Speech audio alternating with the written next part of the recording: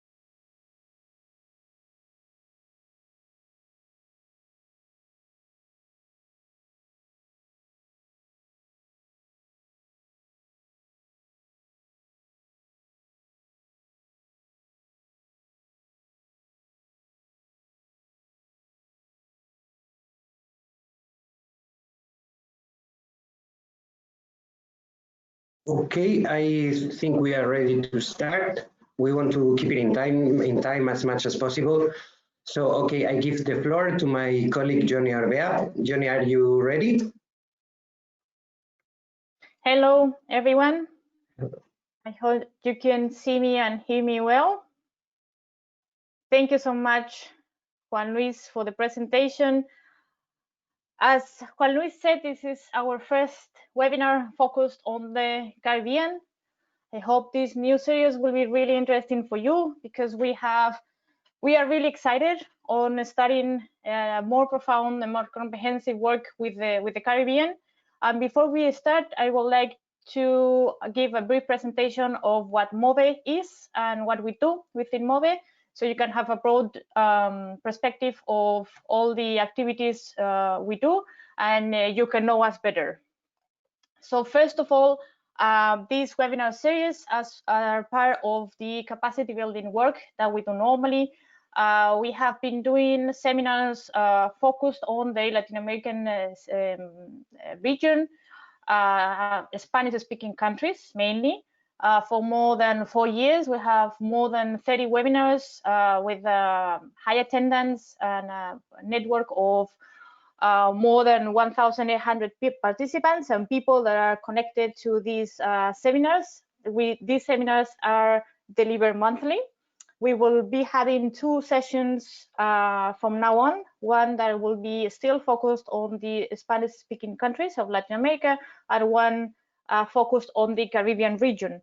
So if you want to know more about these capacity building sessions and all the other work that we do, we have the previous seminars and the next seminars that we'll be doing in our website. That is at the end, so I'll let you know at the end.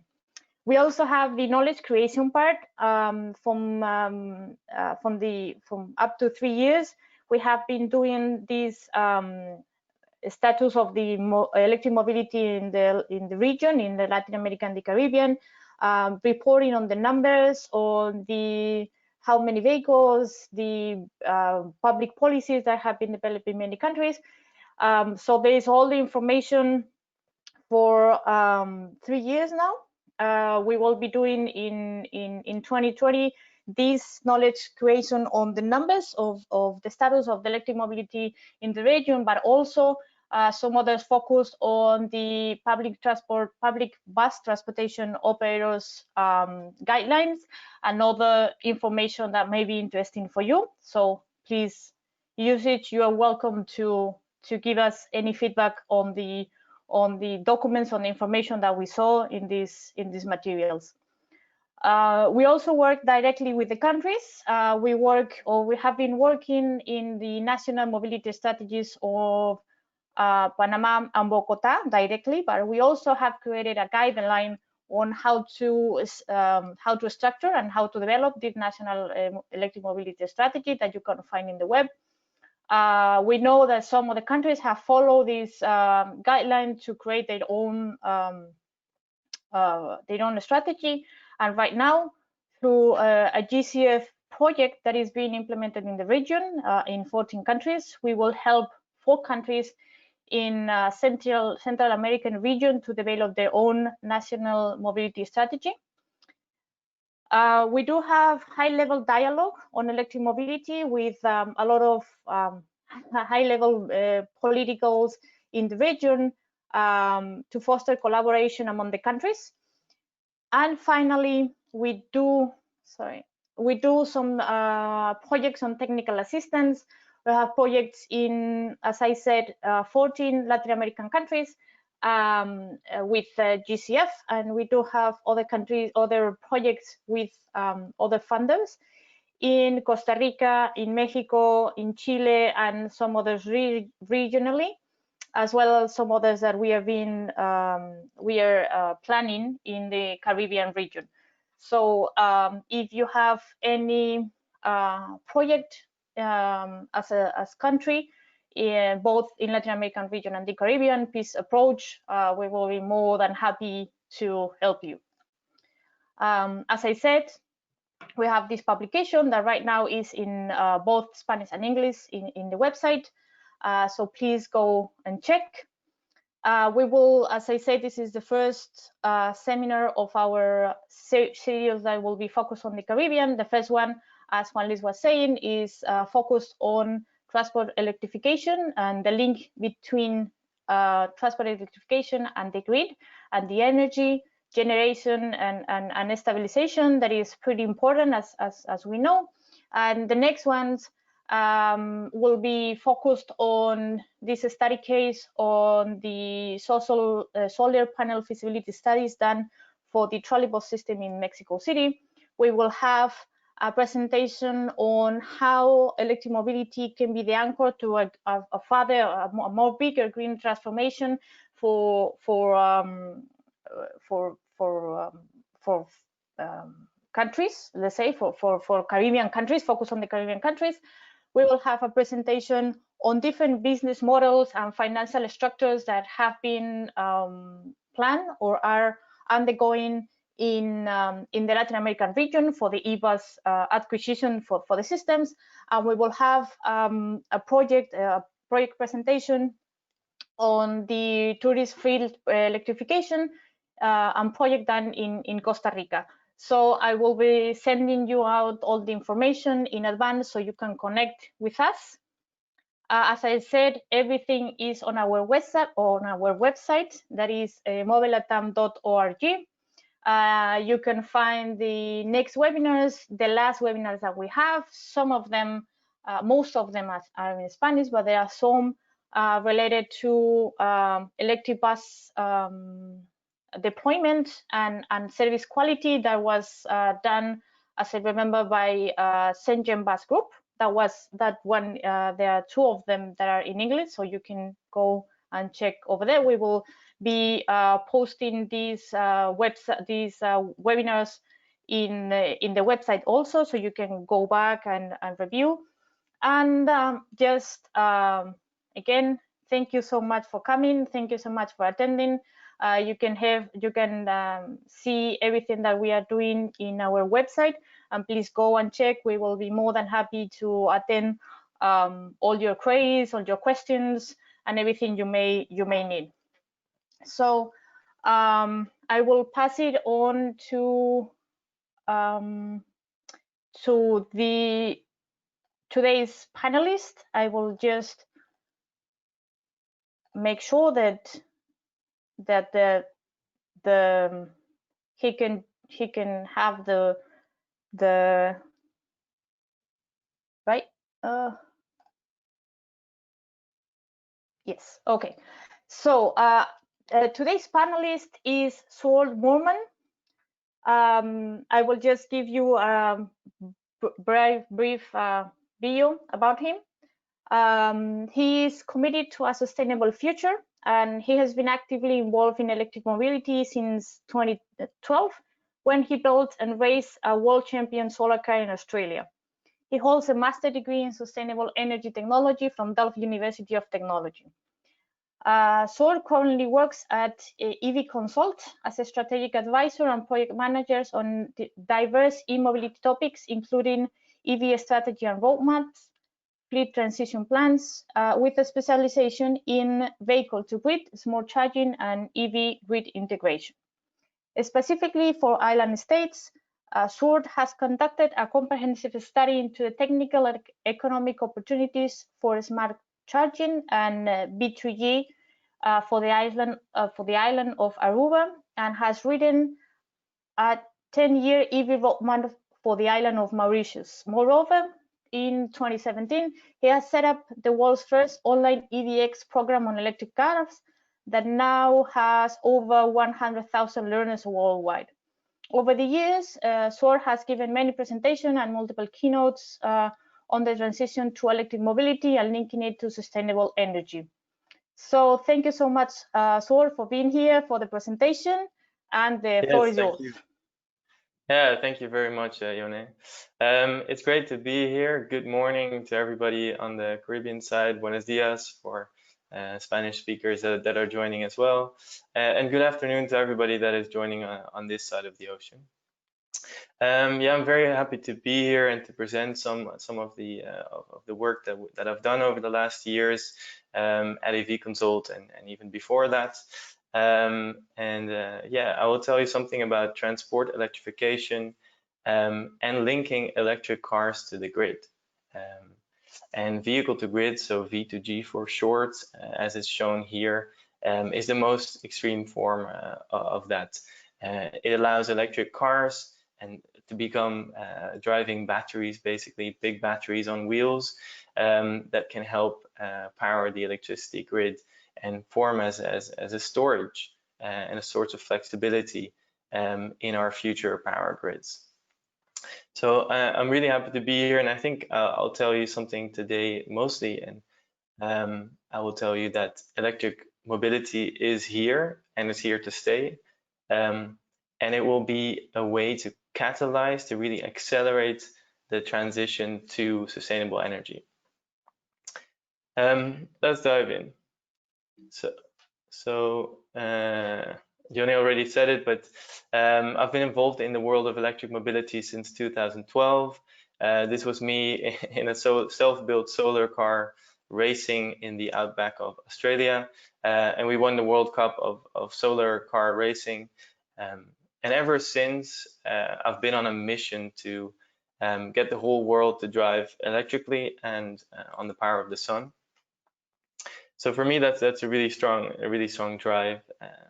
So I'm doing both in my work and as well as outside, I'm doing everything that I can to help this transition, because it's really important. We have only one planet, and I know you've already seen this many times before, but it's so important that we not only take the steps towards sustainable energy, but really look at different ways of accelerating the transition. And I think the topic of today can be a really key element in that. And especially what we see with climate change, for example, in the Caribbean region, with hurricanes and other natural disasters coming in, there's a real need to battle climate change. And on the other side, when a disaster does strike, it's great to think that an electric car can then help, because one electric car battery can provide a household with electricity for a week. So that's really important, and it can really add or play a key role in providing resilience in electricity grids normally, but also when, for example, disaster does strike. So I think that's really key, and it's a really powerful tool. A little something about EV Consult. So we've been around since the start of electric mobility in the Netherlands about 10 years ago. We are a consultancy company focused specifically on electric mobility and charging infrastructure. So that's really the only thing that we do. But within that, we do everything. And we do that across the globe. We've already tried, the main goal always for us is to accelerate the transition to electric mobility, to electric vehicles. And we've done that in over 400 projects in now about 20 countries. And in our line of work, we work for government, but also energy companies and automotive companies. So already within our client group, we are combining the worlds of energy and mobility, and that's great to see. And it's two different worlds that before were never working together. A grid operator on the one side is now working together with a car manufacturer, and I think that's really great. It does take, of course, a bit of time, a bit of getting used to try to speak each other's language.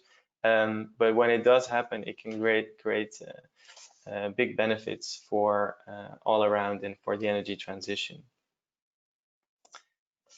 So our home base, we are based in Amsterdam, but like I said, we do work across the globe, and it's I just wanted to mention this because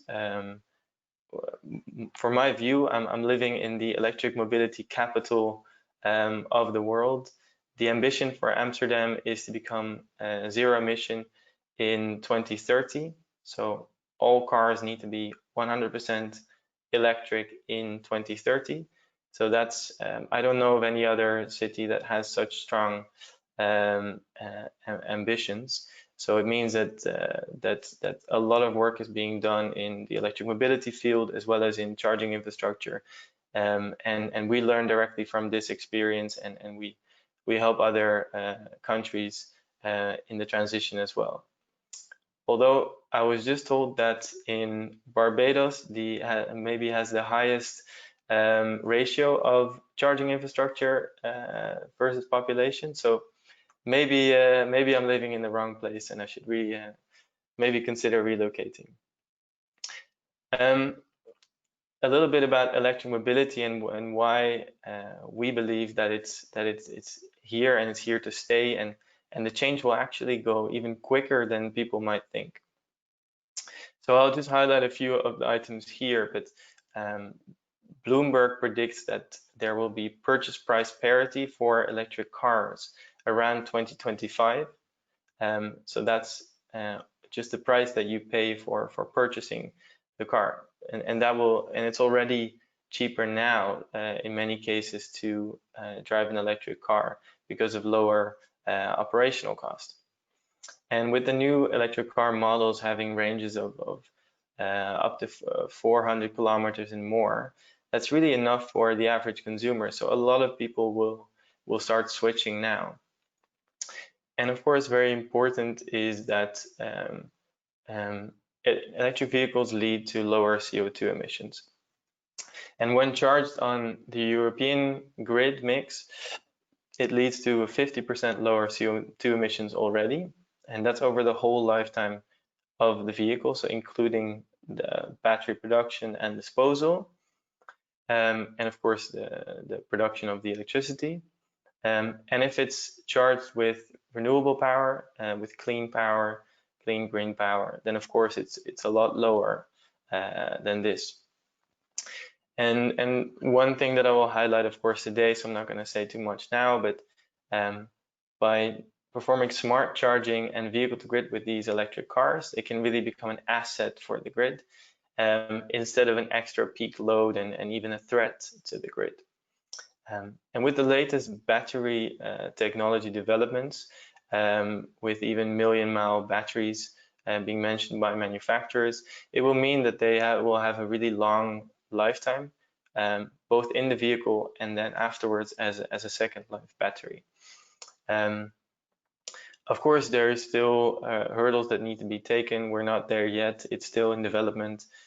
Things are changing. The technology is in development. Because, for example, the chemistries, there are still rare metals that are needed to produce these batteries, quite a few.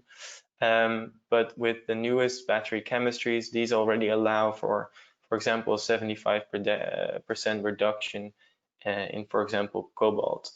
So we're on our way there on some of these things. But I think this is going to be let's say a perfect storm for electromobility, and it's going to happen quite a bit quicker than some people might think.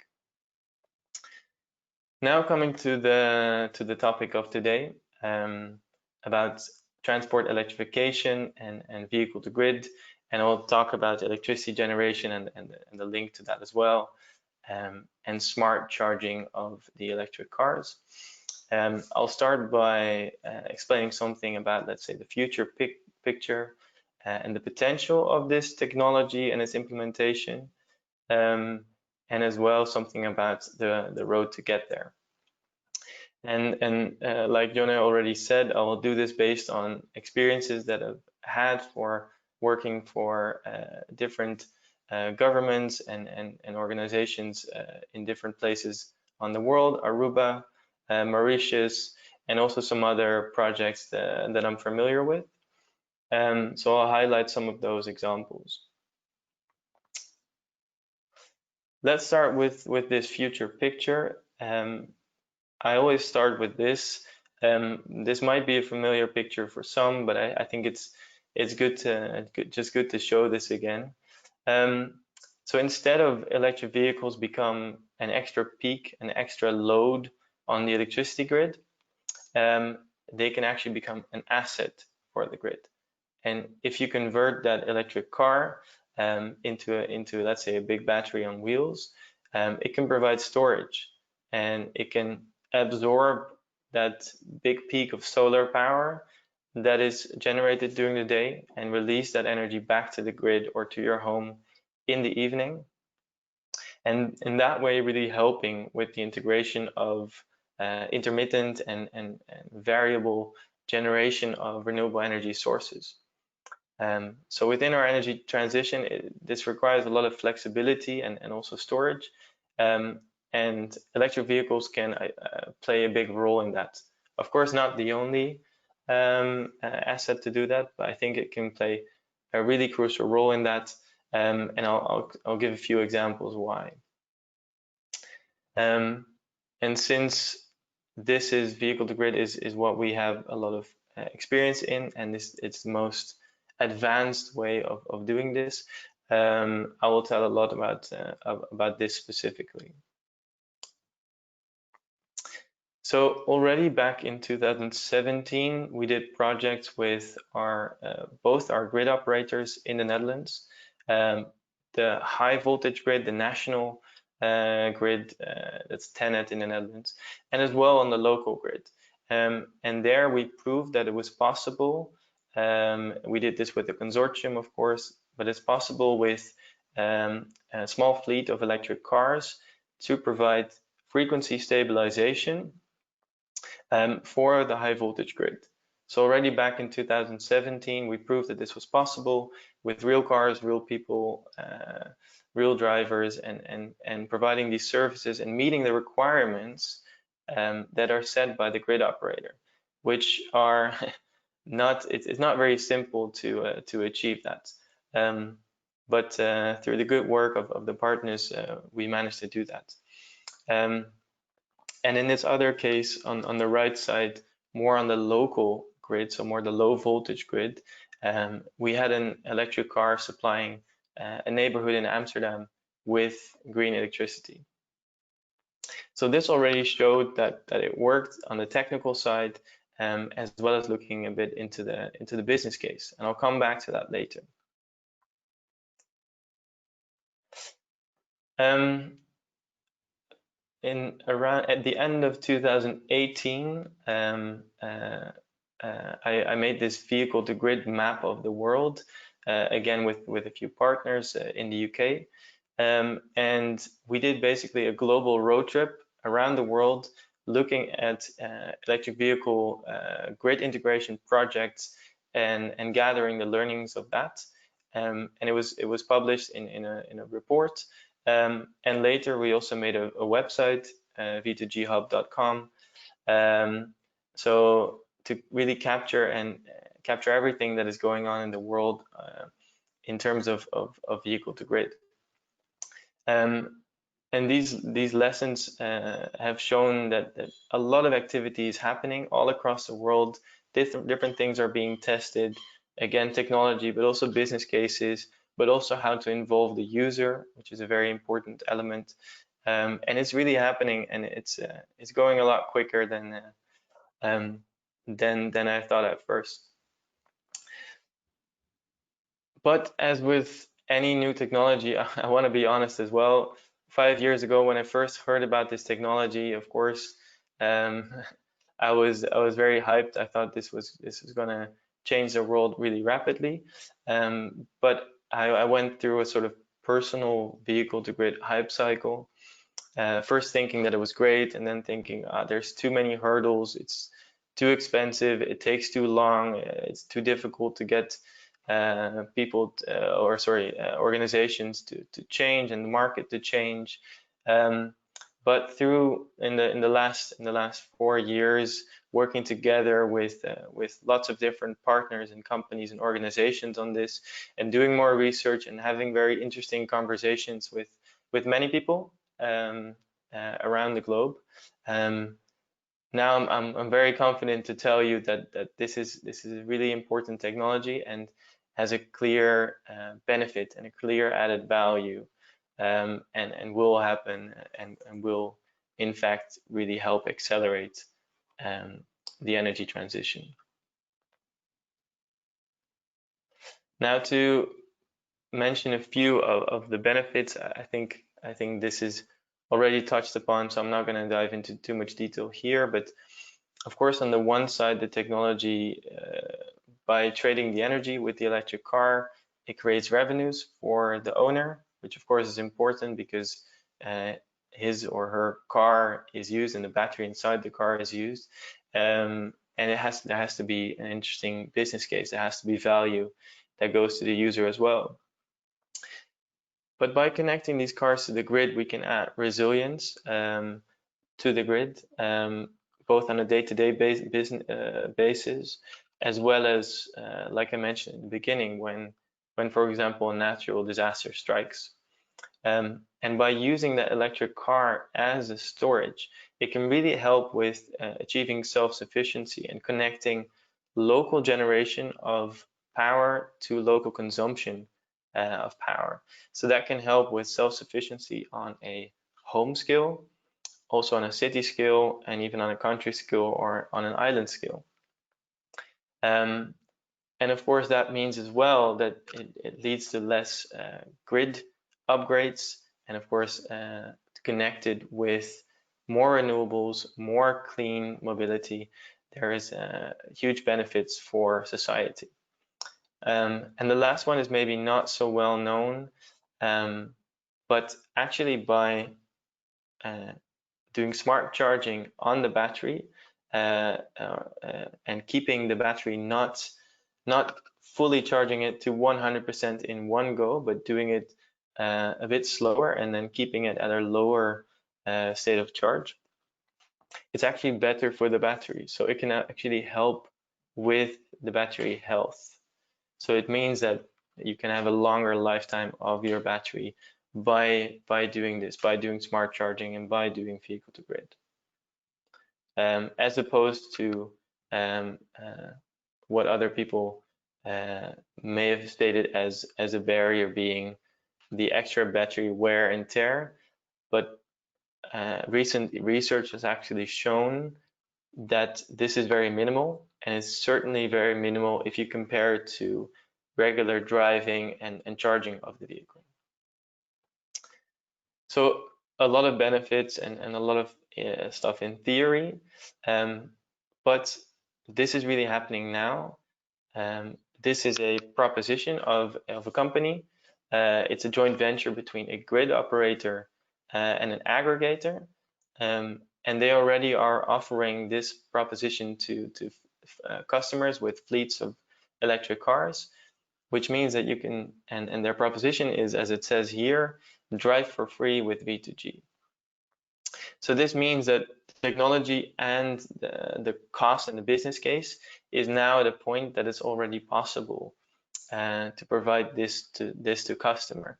Of course, it's a new technology, and this will not be the case for every customer in every situation, but it shows as an example that it's here and it's possible. Now let's look at a few examples of island projects that I've worked on directly.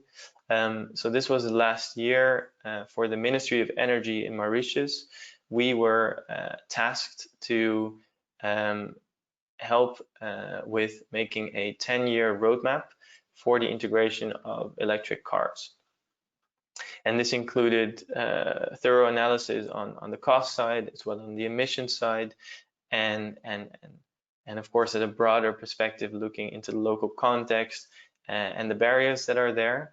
And I'll highlight a few of those things, but in the end we made a 5-year policy plan with specific strategies and measures for the short and medium term for the country of Mauritius to help with the integration of electric cars. So there's two things here that I would like to highlight. What we saw on the cost side for consumers is that for an average electric car, for an average driver, an electric car over a 5-year period is already cheaper than a gasoline car. So this means that it's good for customers, and it's already more attractive to drive an electric car. And we compare different cases of being charged with grid power, as well as charged with home solar power, and as well comparing it to a plug-in hybrid. So that's good news on the cost side and for the customer. We also did a review of the greenhouse gas emissions, so mostly CO2, of course, of an electric car. Although we did find something interesting, that because on Mauritius at the moment, the grid is still very carbon intense. Of course, that is work in progress, but that meant that at this moment, charging a car from the grid actually, and this is exceptional in the world in that sense, leads to higher emissions. And fortunately, looking at 2025 and 2030 with a cleaner grid mix, this leads to lower emissions. But this was an interesting finding because already in the strategy we included there should be a clear mix and a clear connection between electric cars and solar power. But this research showed even more the necessity of doing that, the necessity of linking directly electric cars and chargers to solar power. So solar carports at office locations, at the airport, for example, which is really important to really get the full benefits of electric mobility. We also looked at the grid side for different scenarios, and we looked at the effect of smart charging. And there's really just one key thing that I would like to highlight here, is that to integrate the electric vehicles into the grid, which of course can lead to a higher peak on the demand during the day, we found that the grid integration cost can be more than halved when smart charging is implemented. So this was another very important pillar in the strategy to facilitate electric mobility, but really focus and request smart charging to be implemented. Now moving to a different island, actually positioned in the Caribbean. I would be interesting to know if there's somebody from Aruba joining today, but maybe we'll find out at a later point. This was a research project and working together also with local partners on Aruba, looking into the potential for linking again electric mobility to sustainable power, and looking into the future situation of Aruba. And there's some details here about how many inhabitants and personal cars, and at that moment the percentage of renewables, which was at the time about 17%. But we did modeling work. We modeled the whole island, the whole energy system, the whole mobility system, and we combined that into a big model. And we looked at a future situation where there would be 70% renewable power in the power grid. And we compared as well two different scenarios because it wasn't yet clear which direction it would go, focusing more on wind power or focusing more on solar power, each with their own pros and cons, of course. And since it was more evident that Aruba would, or it's a higher chance that Aruba would move more towards the dominant solar, I will show you the results for that. Here you see, maybe this becomes a little bit technical, and I'm hoping that everybody can follow that, but bear with me. For a 3-day period, the electricity demand as well as the generation, and we see solar and wind power, and of course solar during the daytime, and wind more continuously during both day and night, and comparing different strategies of electric cars and how to charge them. So in this case, the first case was uncontrolled or dumb charging, and of course that creates a high peak of electric cars in the evening. I think this is all familiar to everyone, and you see here very clearly the mismatch between renewable energy generation and consumption of electric cars. But of course it's possible to change that. So by implementing smart charging, it's possible to link those two together and really make the most of renewable power being produced during the day. What I didn't highlight yet, but is that the black dashed line is the demand. So everything above that line is energy that is being curtailed. So that has to be thrown away, basically not used, because it's produced more than there is demand. But if we shift this demand of electric cars, it's possible to charge them directly with solar power, but it means that it has to happen during the day. So during the day means in many cases that charging needs to happen at work locations. So this again is very important for a country that will be focused strongly on solar power to implement EV charging at locations where cars are parked during the daytime and then linked to solar power. And I'll just briefly highlight this, but of course, looking at technical side as well as the cost side, and comparing the different strategies, it showed that if you look at the total cost of the system, both on the power system side as well as for the electric cars and the charging infrastructure, it showed that it is cheaper to have that solution with smart charging, and even cheaper if you're doing vehicle-to-grid. Of course, the charging infrastructure is more expensive for vehicle-to-grid, but the benefits are also higher. So this already showed that compared to the case on the left of heavy fuel oil, so what was a big part of the power generation, so the main part of the power generation, that this future energy system would already be cheaper than the current power system. So a very important finding to showcase that it's possible and it's actually cheaper than the current power system.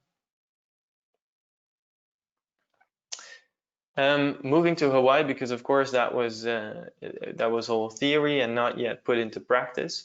On Hawaii, they did a big smart grid project with part of it 80 bidirectional electric cars, and as well as several battery systems, and focusing on peak shaving as well as doing frequency support for the grid. And again, quite briefly, but this shown in real life with real people, with real cars, that it's possible to achieve that peak reduction that would come otherwise from electric car charging, and now discharging them during those peaks and effectively reducing the peak strain on the electricity grid. And at the same time, like I just mentioned, as well provide frequency supports. So really aiding in grid stabilization and doing that with electric cars and chargers. And this was really a real life case and done with families that there was no real direct control, but they have shown that it's possible and that it works. Now moving into the road and how to get there. Of course, to perform vehicle-to-grid, you need several things. You need a car that can do it. You need a charger that can do it. You also need a standard that can do it. And there should be a business case, and it should be the thing that's often forgotten is the user. It's really important to also have an interesting proposition and an easy, hassle-free proposition for the customer through an app or of some sorts. Yeah, I'm not going to say too much about this, but the user is really important, and it really requires different organizations, car manufacturers, as well as utilities and charge point operators and aggregators to work together. Now, I do want to mention this because I've mentioned a lot of the positives and the benefits, but this is really one huge barrier when it comes to vehicle-to-grid implementation. So smart charging is possible with any electric car. The charger needs to be smart, of course.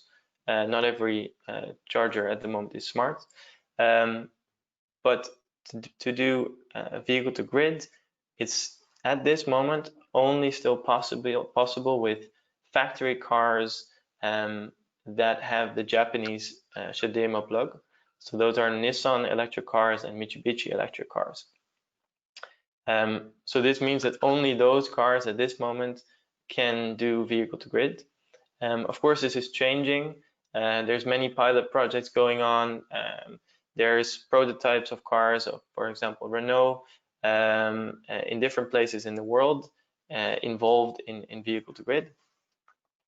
But it's not there yet. So this is a big hurdle, and to achieve that, we need a standard, and this is being developed.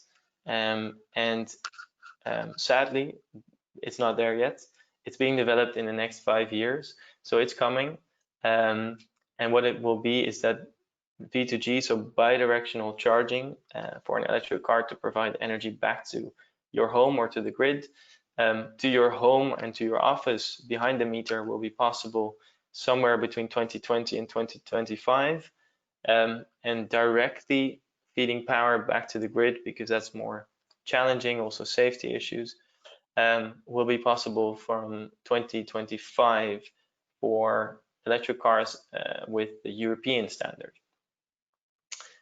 So this is a very important thing that I want to stress, because this is still a big blocker. So it's possible, but not with every electric car.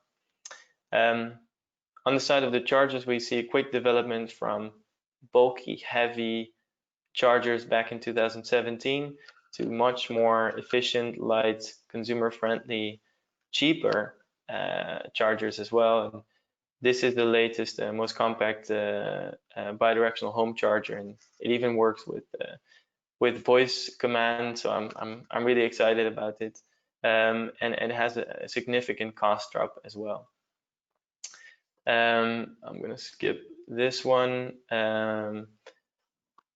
So this means what we see is that this is happening, and this connect system of car, charger, and battery and solar panels for homes is being sold, and we see companies being a one-stop shop, so selling all of these together to customers, which can create a self-sufficient home energy system. But of course, this is not for everyone's. This is not your average home or your average budget. So on the other side of the spectrum, I want to show you, this is of Dutch company, We Drive Solar, and they provide shared electric cars, and already for an entry fee of $100 a month. So making it possible for a much wider consumer group to drive electrically and drive on the power of the sun, and doing smart charging, smart solar charging. Now the point here that I want to make is it goes in steps. So you start with getting electric cars and getting chargers and making sure that the system works. But already, because smart charging is already quite advanced, countries can leapfrog and directly implement smart charging. And for bidirectional charging, as I mentioned, there are still steps to be taken, both on the technology side as well as on the side of the business case. But it's possible to make, and I'll show you an example of that, to already prepare for that. So what's happened in the Netherlands is that in 25 Dutch cities, there's now a rollout of V2G ready smart charge hubs. So this means that these hubs with multiple chargers for multiple cars are smart at the moment, and they are ready. They are for bidirectional vehicle-to-grid charging when the cars are there. So in that way, you can start already today preparing for tomorrow. This was briefly about the plan that we made for Mauritius, and also here we implemented this staged or phased, how you want to call it, smart charging and vehicle to grid strategy, together with really directly linking clean power for electric vehicles. To give a few last examples, I'm almost at the end of my talk. It's really key to start implementing. Can be on a small scale, can be on a larger scale. Porto Santo has implemented this a few years ago with solar power, smart charge electric cars, also some bidirectional charge, so vehicle to grid, and stationary batteries, and really building knowledge, sharing expertise, and building capacity locally. And that way it can really be a showcase for the rest of the world and for the rest of the country that it's possible, and then it starts from there. Another example that I just want to mention is electric buses. So and specifically school buses, because school buses only drive just a few hours in the day, and the rest of the time they're standing still. So this can be a great starting point if you connect these school buses to the grid, they can already be a big virtual battery for the electricity grid. So a great place to start with providing grid support and stabilization. I'll skip this one. And this is another example of what's happening in the Netherlands. Really a big charge hub with solar power, with bidirectional cars being charged. And this is the world's largest bidirectional solar charging plaza. So this is already being implemented now. And of course, as I mentioned, the electric cars bidirectional are not there yet, but they will come in the next few years. So to conclude, I've given you a few examples and raced through some of the insights of projects and experiences that I've had working for different organizations and companies. But what's really important is that electric vehicles can be a great tool to help with the integration of solar power and renewable energy as a whole. And it's possible, and in that way they can really pave the road to renewables and really help accelerate both the transitions to clean power as well as clean mobility. And that was it. Thank you very much. Thank you so much for your presentation. It was really wide open, I must say, eye-opening, because everyone talks about the ancillary service benefits that the electric vehicles can provide to the grid, but actually seeing it happening in islands and in countries that can be compared to those of the Caribbean is a really, really nice presentation. So thank you so much. We have a few questions. Some of them were made at the beginning of the presentation and were already answered, but so there was a question about what you say about the battery and how can the charging, recharging, and discharging of the battery could wear it out more quickly than doing it otherwise, and how would that affect? And as you said, the person said, I have read contradictory researches. So as you say that there has to be based on experience, right, on what's going on. As we know, the batteries do have a wear out that is not so based on theory, but it actually depends a lot on the driver, on the temperature, on many other things that actually change that. But I have one that says, do we need a fully liberalized or opened electricity market to deploy vehicle-to-grid at a mass scale, or do you think that it could be implemented in countries which have nationalized electricity markets or companies that gives out every services on electric system? Well, yeah, that's a very good question. Maybe on the battery degradation, there's a lot that can be said there, and there's a lot of discussion happening. The leading research facility in Denmark, their latest research shows that, of course, it depends on the use case, but bidirectional charging compared to driving and normal charging is really a smaller percentage. And in multiple projects, I've worked with car manufacturers, for example, Nissan, and they have done a lot of research into this and comparing different cases of smart charging and vehicle to grid, and they are found the same, and they are comfortable now with having the cars being used for that, and not being afraid about the battery warranty as much. So the cars can be used for bidirectional charging, but yeah, there is still quite some discussion. So it's interesting to see that develop. On the side of the market, it's not necessary to have a fully open market. That's not a necessity. It depends on which problem you're trying to solve. If it's about peak power, then already with time of use tariffs, it's possible to already achieve a lot of benefit there. Also on the side, if you look at the other side of the spectrum, another use case, the frequency stabilization of the electricity grid. Sure, that can be done in a more with different companies and working together to provide that in a market structure. But that doesn't have to be the case. So it can also be done in a more closed form.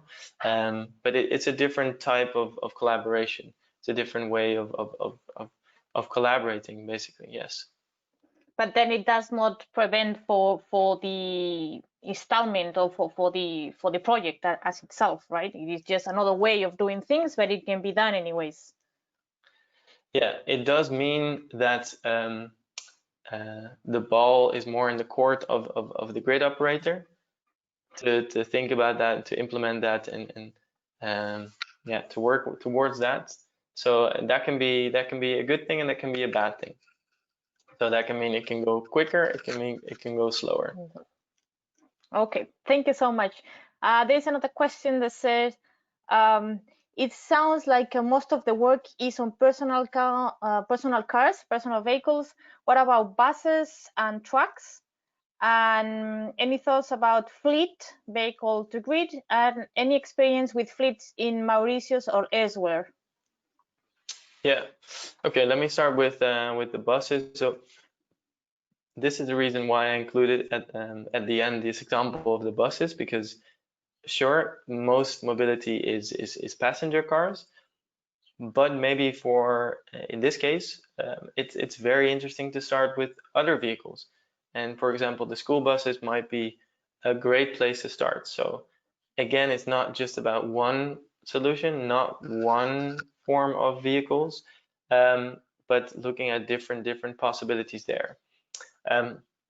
However, what we do know, if you look at other vehicles, maybe heavier vehicles, trucks, for example, those are used for more professional and more professional services. So their main purpose is to drive around and bring stuff from A to B. So they are on the road a lot, so they're not standing still as much, which means that is more difficult. So there's a more logical link between of course vehicles that are standing still most of the time, most of the day. Okay, thank you so much. We have another few questions. Yep. I think the second part of that question was regarding fleets. Yeah. So what we've seen in project that we did as well, not in Mauritius, because yeah, it's still at the start of electric mobility implementation. But for example, in the UK, we found that implementation of smart charging and vehicle to grid for fleets can actually be a great place to start, because when you are a fleet owner, you have a better control over the cars, and they might have a more predictable pattern than let's say regular consumers. So that's a good place to start, and often that's maybe connected to a larger building, a larger facility, whether that's a hotel or an airport or any other form of a distribution center or whatnot. Then there's also more benefit to be gained behind the meter by optimizing the energy. Okay. So I'm happy. I'm happy with all questions, but this is a good one because it highlights that, and I haven't yet highlighted that in my story. Thank you so much. It says regarding regulation related to V2G, what type of support and policies that you have to in the islands? So what type of support and policies did you have in the islands? Yeah, so I've mentioned some about Mauritius, where it's important to really focus and implement smart charging. So what we advised there is to follow a similar strategy or similar policy plan as in the UK for smart charging, which basically means that every new charger has to be smart. Okay. So it's basically, yeah, it's a mandate, and it's okay to mandate that because at this moment smart chargers are not much more expensive anymore than regular chargers. And of course, it's possible if to provide some incentive for customers if needed. But that's an important part on the policy side to implement smart charging. Okay. I have to say that I have to be honest, on Aruba, I don't know the latest state of the policy and what's being implemented there. But as a government, you can definitely play a big role, and that can be by financial incentives or by other regulations, such as the one that I just mentioned.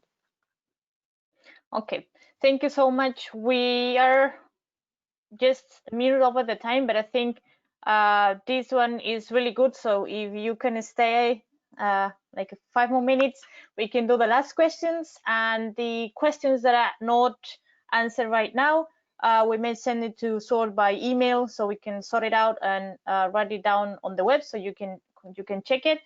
The last question would be, which is the business model implemented in Aruba and Mauritius? Yeah, so good question. So Aruba, the research was in 2016, 2017. At this moment, there is not V2G happening yet. That is also why I showed the example of Hawaii. So there is not yet V2G happening, but there would be a business case around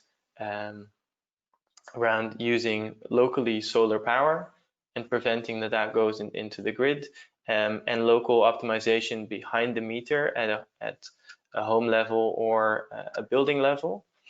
So there's definitely potential there, and of course in a broader sense for stabilizing the grid, the low voltage and the medium voltage grid, and helping with the balance of the frequency. Because on an island, and this is a very different case than, and I haven't stressed this enough, but it's a very different case from, for example, mainland Europe or America. An island is a much smaller system, so it's much more difficult as well to stabilize the power grid.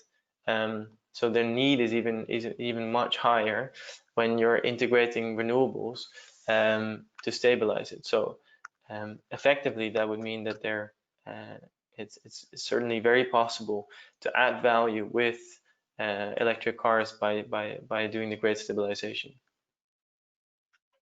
Okay, thank you so much for answering the questions. Thank you so much for the presentation. It was, as I said, really wide eye-opening for me at least. I hope for our audience also. If you want to do any more questions, just send it to us. We will send it to Source so we can sort them out. The video and the presentation, if you are okay with that, will be on our website. Uploaded to the website of movelatam.org. And if you have any other questions, you want to go more in depth on this topic, on any other topic, please let us know. We can please ask again to sort another presentation in another of the topics, and we'll be very happy to put that out to you. So thank you so much again, Sor, for the presentation. Thank you so much, everyone, for being there, for attending the webinar of today. And goodbye. Thanks. Goodbye, everyone.